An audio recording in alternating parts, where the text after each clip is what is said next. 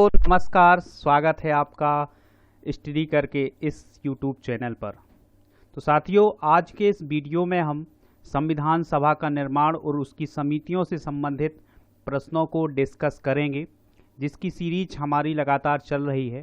तो यह राज्य व्यवस्था अर्थात पॉलिटी के जो सीरीज है उसमें हम 5000 से अधिक प्रश्नों को डिस्कस करने वाले हैं, जो आपके हर परीक्षा के लिए बहुत महत्वपूर्ण होंगे, जैसे यूपीएससी, एसएससी, एमपीपीएससी, आरआरबी और जितने भी आपके एग्ज़ाम हैं उन सभी के लिए यह वीडियो बहुत महत्वपूर्ण होने वाला है। यह हमारा पार्ट 6 है। इसके पहले हम 5 पार्ट बना चुके हैं, जो आप हमारे प्लेलिस्ट में जाकर के देख सकते हैं। अगर आपने अभी तक हमारे टेलीग्राम चैनल को ज्वाइन नहीं किया है तो टेलीग्राम चैनल को ज्वाइन कीजिए, जिससे आपको वहाँ इस वीडियो का पीडीएफ मिल जाएगा। तो चलिए चलते हैं, करते हैं आज का वीडियो स्टार्ट और देखते हैं आज का पहला प्रश्न क्या है। पहला प्रश्न है आपके सामने, संविधान सभा के गठन की मांग सर्वप्रथम 1885 में किसके द्वारा प्रस्तुत की गई थी। हमें यह बताना है कि संविधान सभा के गठन की जो मांग है वह सबसे पहले किसके द्वारा उठाई गई थी 1885 में।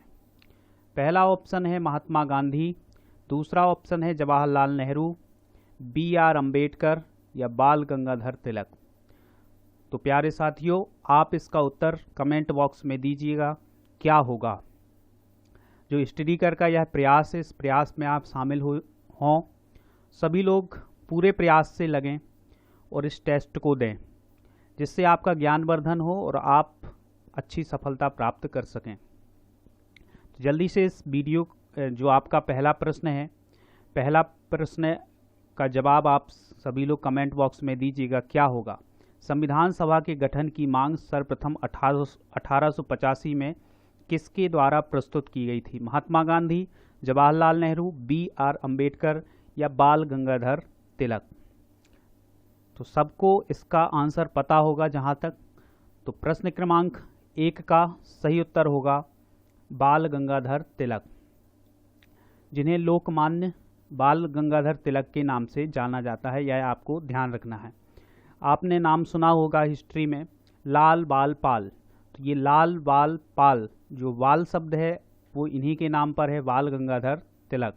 लाल जो है वो लाला लाजपत राय और पाल जो शब्द है वो है बिपिन चंद्र पाल। तो ये त्रिमूर्ति जो थी, उन त्रिमूर्ति में एक नाम है बाल गंगाधर तिलक। तो उन्होंने 1885 में सबसे पहले संविधान सभा के गठन की मांग की थी। अगला प्रश्न है आपकी स्क्रीन पर, कैबिनेट मिशन योजना के अनुसार संविधान सभा में कुल कितने सदस्य होने थे। बहुत अच्छा प्रश्न है यह आपकी परीक्षा के लिए। कैबिनेट मिशन जो योजना थी, उस योजना के अनुसार संविधान सभा में कितने सदस्यों के होने की बात की गई थी। 389, 409, 429 या 505। तो बताएं जल्दी से क्या होगा इसका सही उत्तर। कमेंट बॉक्स में आप सभी मेरे दोस्तों सभी लोग उत्तर दीजिएगा क्या होगा।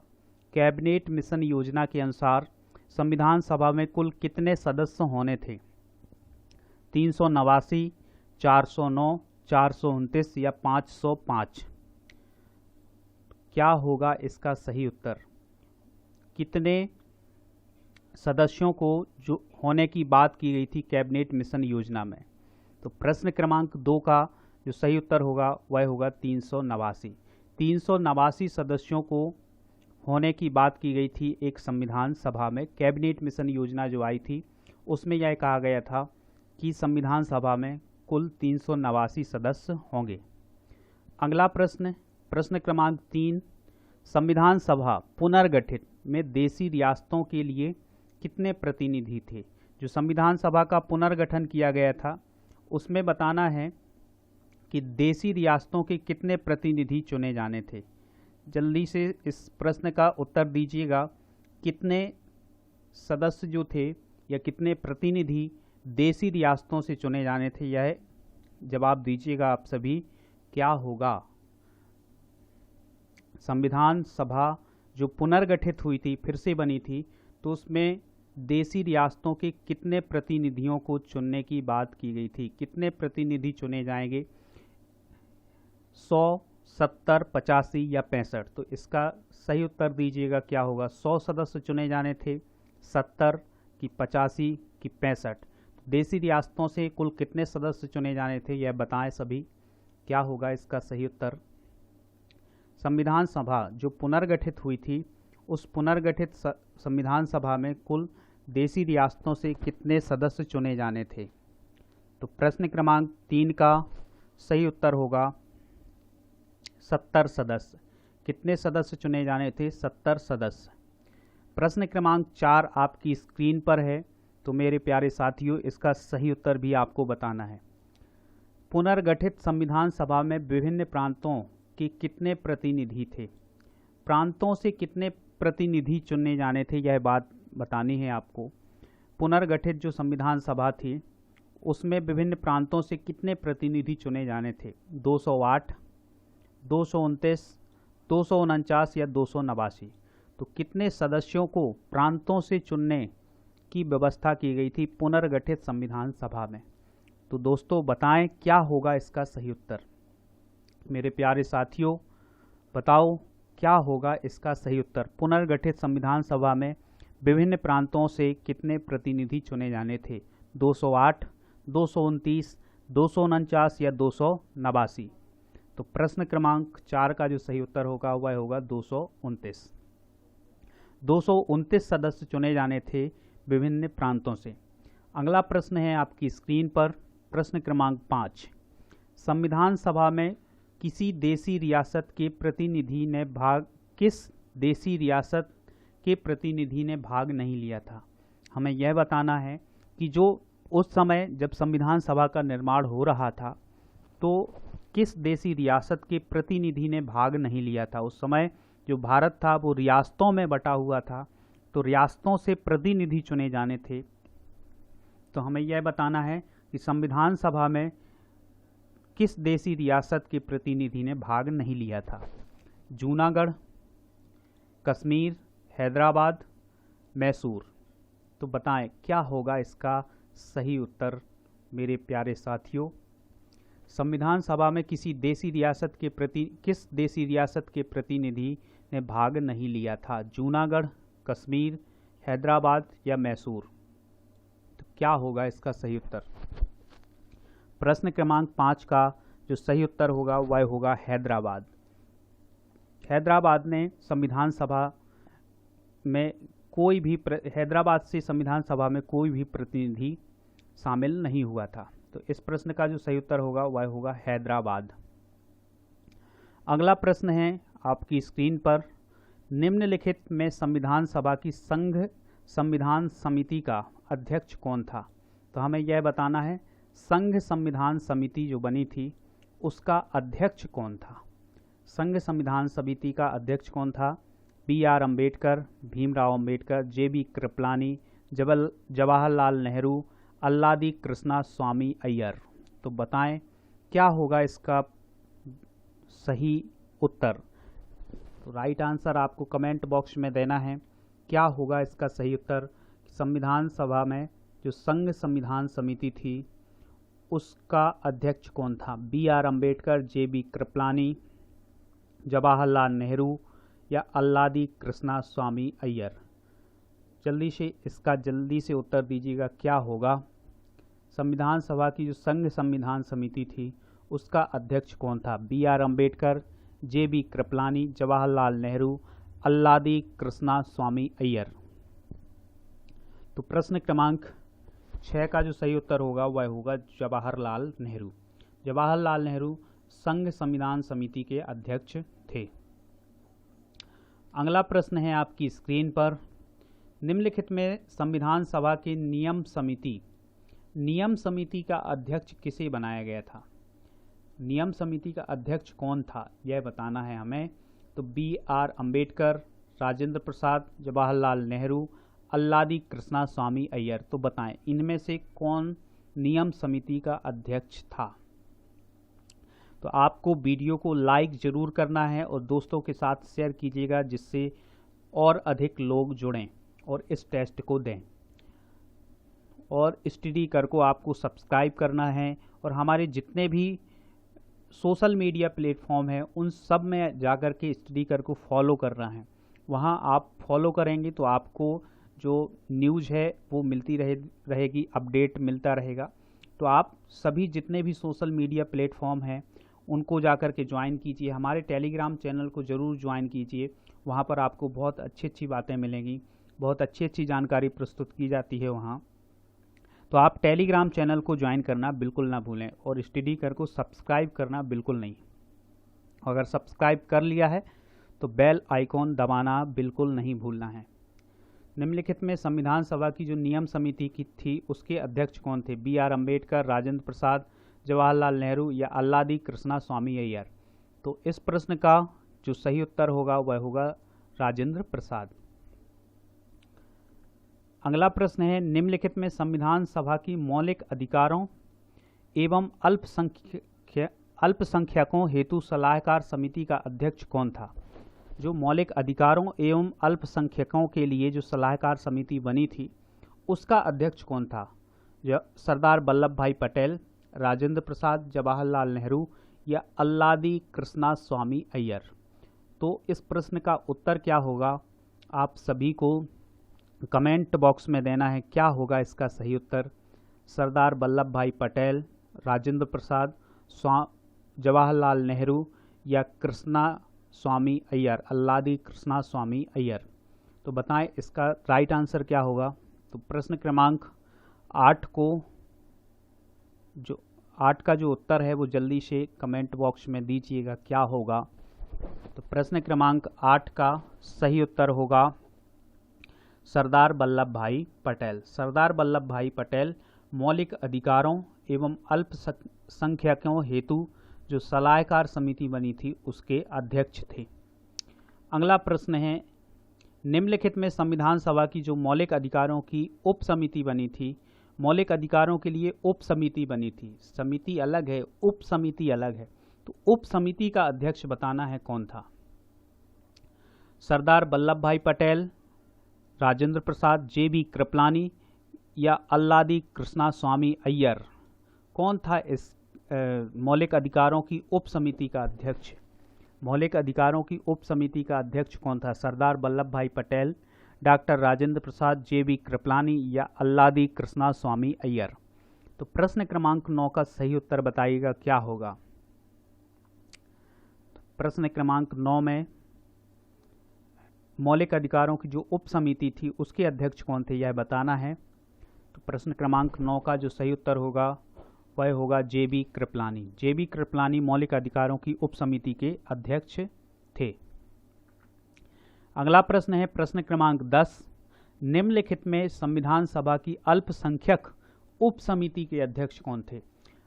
समिति अलग है, मौलिक अधिकारों एवं अल्पसंख्यकों के लिए एक समिति बनाई गई थी जिसके अध्यक्ष कौन थे? सरदार वल्लभ भाई पटेल। लेकिन अल्पसंख्यकों के लिए एक उप समिति बनाई गई थी जिसके अध्यक्ष कौन थे यह बताना है। H.C. मुखर्जी, राजेंद्र प्रसाद या जे.बी. कृपलानी या अल्लादी कृष्णा स्वामी अय्यर। तो प्रश्न क्रमांक 10 का सही उत्तर बताइएगा क्या होगा। अल्पसंख्यक उप समिति के अध्यक्ष कौन थे? H.C. मुखर्जी, राजेंद्र प्रसाद, जे.बी. कृपलानी या अल्लादी कृष्णा स्वामी अय्यर। तो बताएं क्या होगा इसका सही उत्तर। संविधान सभा की जो अल्पसंख्यक उप समिति थी उसके अध्यक्ष कौन थे? H.C. मुखर्जी, राजेंद्र प्रसाद, जे.बी. कृपलानी या अल्लादी कृष्णा स्वामी अय्यर। तो प्रश्न क्रमांक 10 का जो सही उत्तर होगा वह होगा H.C. मुखर्जी। H.C. मुखर्जी अल्पसंख्यक उप समिति के अध्यक्ष थे।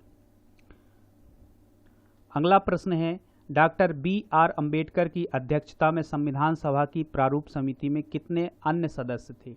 अब हमें बताना है कि डॉक्टर बी.आर. अम्बेडकर के अलावा जो वो तो अध्यक्ष थे, इसके अलावा संविधान सभा की जो प्रारूप समिति बनी थी, जो ड्राफ्टिंग कमेटी बनी थी, उसमें अन्य और कितने सदस्य थे? 7, 6, 5 या 4। तो कितने सदस्य थे? जो B.R. अम्बेडकर की अध्यक्षता में एक प्रारूप समिति ड्राफ्टिंग कमेटी बनी थी, तो उस ड्राफ्टिंग कमेटी में डॉक्टर V.R. अम्बेडकर, भीमराव अम्बेडकर के अलावा और कितने सदस्य थे प्रारूप समिति में? इसका जवाब आप हमें कमेंट बॉक्स में दीजिएगा। आपके जवाब देने से हमारी जो शक्ति है वो 2 गुनी हो जाती है और हमारा जो मनोबल है वो 4 गुना हो जाता है। तो जल्दी से आप सभी लोग उत्तर दें और आपके साथ स्टडी कर है ही है, तो अब नो फिकर, ओनली स्टडी कर। तो डॉक्टर B.R. अम्बेडकर की अध्यक्षता में संविधान सभा की प्रारूप समिति में कितने अन्य सदस्य थे, यह बताएं। तो प्रश्न क्रमांक 11 का जो सही उत्तर होगा वह होगा 6।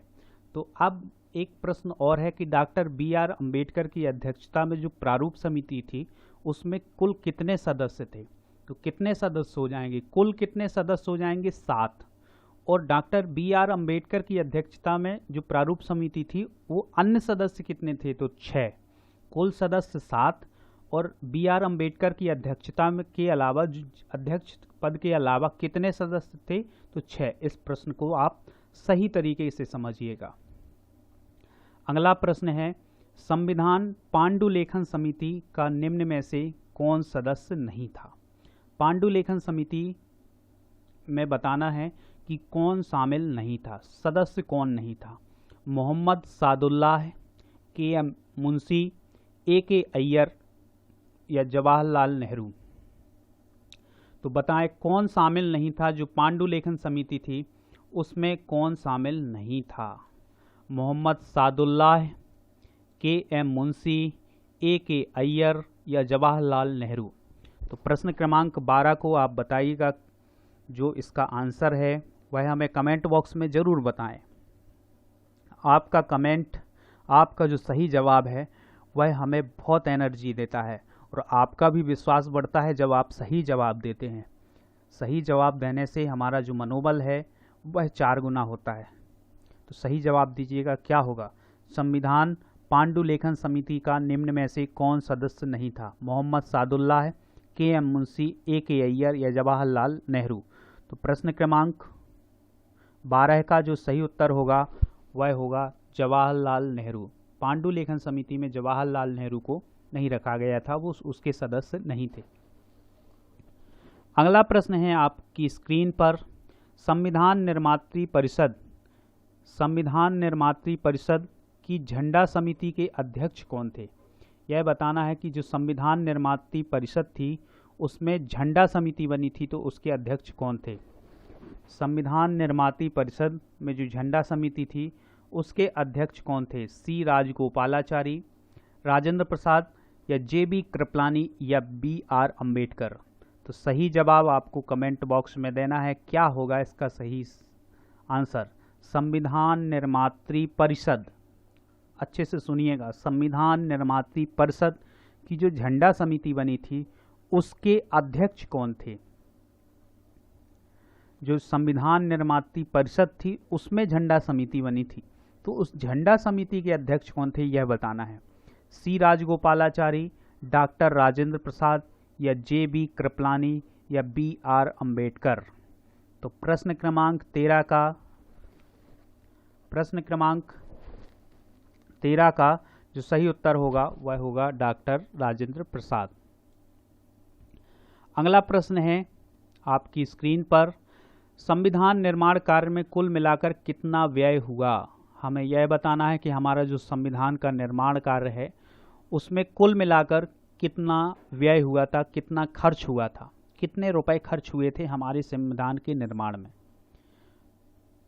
63,96,729 रुपये या 63,95,755 रुपये या 64,95,755 रुपये या 64,96,729 रुपये। तो इसमें एक ही ऑप्शन 2 बार हो चुका है, लेकिन जो हमारा जो सही ऑप्शन रहेगा वह मतलब पहला माना जाएगा। ये एक ही ऑप्शन है, बाकी ये 2 ऑप्शन हो चुके हैं। नहीं, अलग अलग नहीं है, एक अलग अलग है, एक में 63 है, एक में 64 है, तो ये ध्यान रखना है आपको। 63,96,729, 63,95,755 रुपये, या 64,95,755 रुपये, या 64,96,729 रुपये। तो बताएं क्या होगा इसका सही उत्तर। कितना संविधान के निर्माण में कुल मिलाकर कितना व्यय हुआ था, यह बताएं। तो प्रश्न क्रमांक 14 का जो सही उत्तर होगा वह होगा 63,96,729 रुपये का व्यय हुआ था हमारे संविधान के निर्माण में। अगला प्रश्न है, 3 जून 1947 की योजना के अनुसार देश का बंटवारा हो जाने पर भारतीय संविधान सभा की कुल सदस्य संख्या कितनी नियत की गई। जब 3 जून 1947 की योजना के अनुसार देश का बंटवारा हो जाने पर भारतीय संविधान सभा में कुल संख्या कितनी नियत रखी गई थी कि संविधान सभा में कुल इतने सदस्य रह सकते हैं। 332, 324, 355 या 337। तो कुल कितने सदस्य रखे जाने थे, कितनी संख्या नियत की गई थी, फिक्स की गई थी कि अब इतने सदस्य रखे जाएंगे।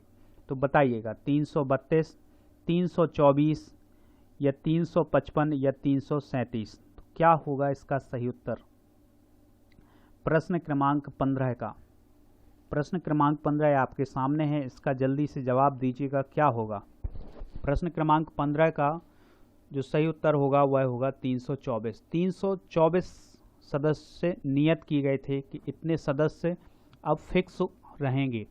जब देश का बंटवारा हो जाने पर भारतीय जो संविधान सभा पुनर्गठित की गई थी तो उसमें संख्या नियत की गई थी, फिक्स की गई थी कि इतने सदस्य चुने जाएंगे। तो कितने सदस्य चुने जाएंगे, 324।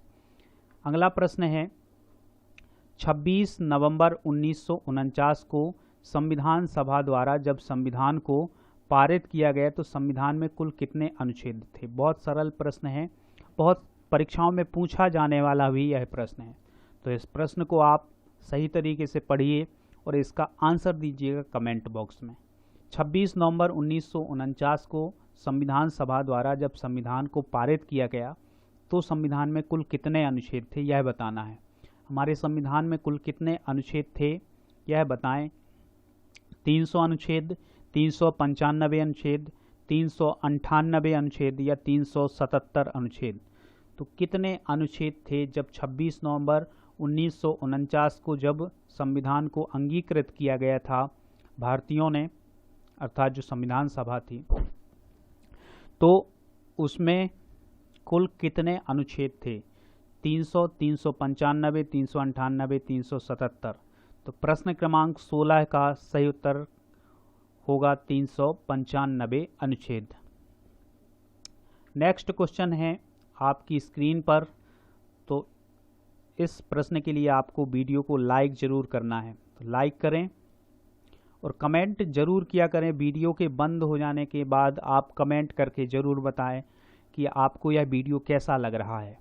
तो यह अपना अनुभव भी शेयर करें हमारे साथ, कमेंट जरूर करें इस वीडियो के बाद। आप संविधान सभा में ब्रिटिश प्रांतों के 296 प्रतिनिधियों का विभाजन सांप्रदायिक आधार पर किया गया था, जिसमें सिख सदस्यों की संख्या कितनी थी।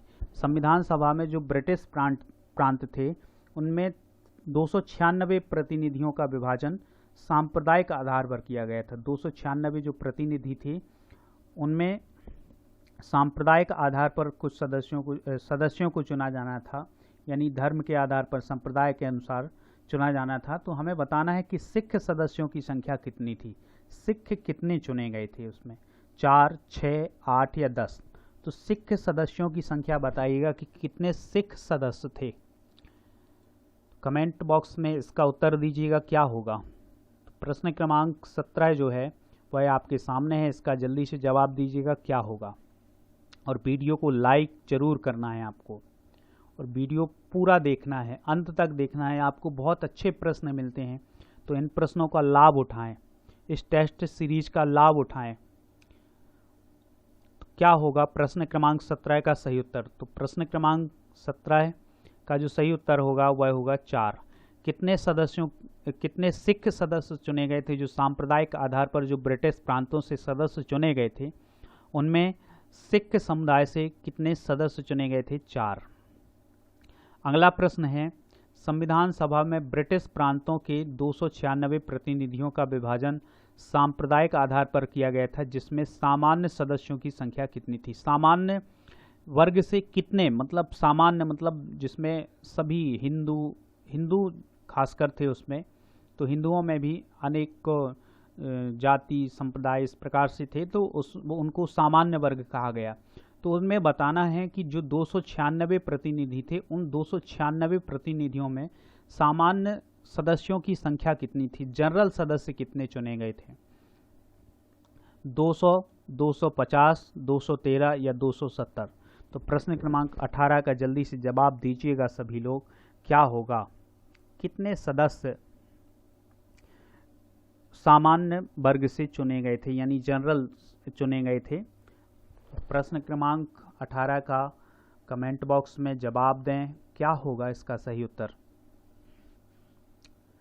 संविधान सभा में जो ब्रिटिश प्रांतों के प्रतिनिधि चुने गए थे 296, तो उन 296 प्रतिनिधियों में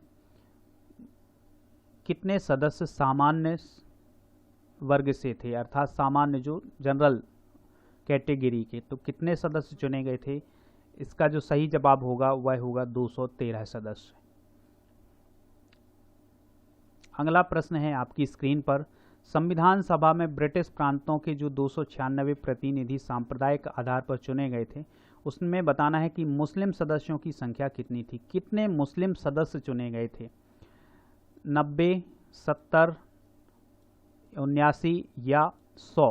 तो कितने सदस्य चुने गए थे यह बताना है। 296 प्रतिनिधियों में जो विभाजन हुआ था सांप्रदायिक आधार पर ब्रिटिश प्रांतों में, तो उसमें बताना है कि जो मुस्लिम सदस्यों की संख्या कितनी थी?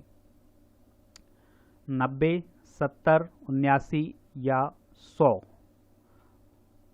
तो इसका जवाब जो है आप कमेंट बॉक्स में दीजिएगा, क्या होगा इसका सही जवाब? संविधान सभा में ब्रिटिश प्रांतों में जो 296 प्रतिनिधि चुने गए थे सांप्रदायिक आधार पर, तो उसमें मुस्लिम सदस्यों की संख्या बतानी ही कितनी थी? तो इस प्रश्न का सही जवाब होगा 79 सदस्य चुने गए थे मुस्लिम सदस्य। आज के इस वीडियो का जो अंतिम प्रश्न होगा यह प्रश्न क्रमांक 20 है। तो इस अंतिम प्रश्न में हम देखेंगे क्या है। 3 जून 1947 की योजना के अनुसार देश का बंटवारा हो जाने पर भारतीय संविधान सभा की कुल सदस्य संख्या 324 नियत की गई थी, जिसमें प्रांतों के लिए कितने स्थान रखे गए थे?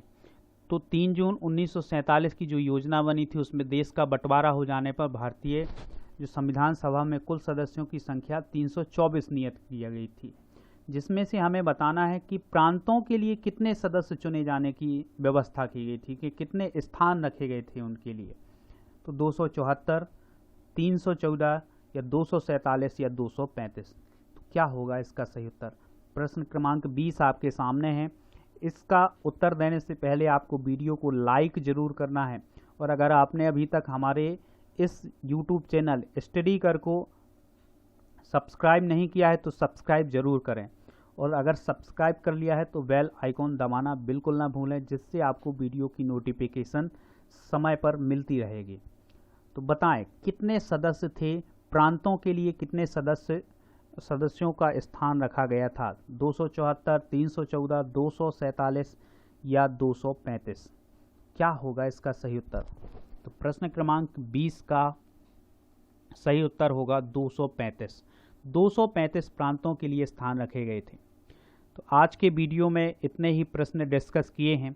अगर आपने अभी तक हमारे इस YouTube चैनल स्टडी कर को सब्सक्राइब नहीं किया है तो सब्सक्राइब कर लें, और हमारे टेलीग्राम चैनल को ज़रूर ज्वाइन करें, जिससे आपको PDF मिलती रहेगी। हमारे फेसबुक पेज को आप फॉलो कर सकते हैं, और हमें ट्विटर पर भी फॉलो कर सकते हैं।